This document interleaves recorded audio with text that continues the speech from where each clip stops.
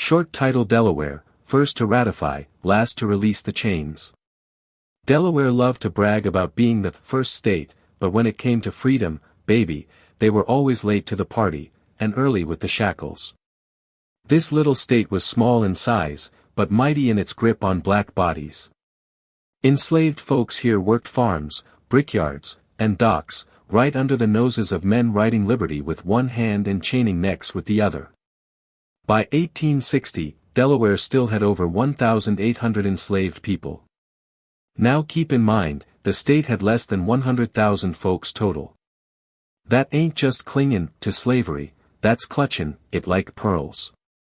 And even when the Civil War ended, Delaware refused to ratify the 13th Amendment. Let me say that again: the first state said "nah" to the amendment that ended slavery. Didn't ratify it until 1901. That's not reluctant. That's rebellious for the wrong cause. You want to know how deep the contradiction runs? Delaware was a Union state. Fought against the Confederacy, but kept its own people in chains. That's like protesting fast food with a burger in your mouth. Hypocrisy with a side of hush money. After emancipation, black folks in Delaware got no land, no resources, no restitution. What they did get was second-class everything. Schools that didn't teach, jobs that didn't pay, neighborhoods they couldn't leave after dark. Wilmington claimed to be progressive, but turned violent real quick when black folks demanded rights. In 1968, after MLK's assassination, the National Guard occupied Wilmington for 9 months. 9.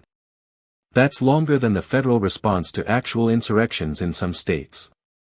And what was the threat? Black grief. Today, Delaware still plays polite.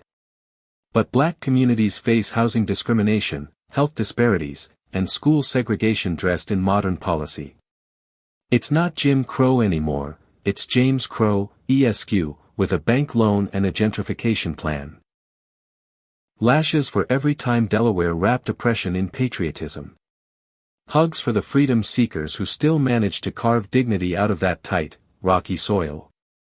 Hope that the first state finally earns the title, not with slogans, but with reparations, reform, and some damn honesty.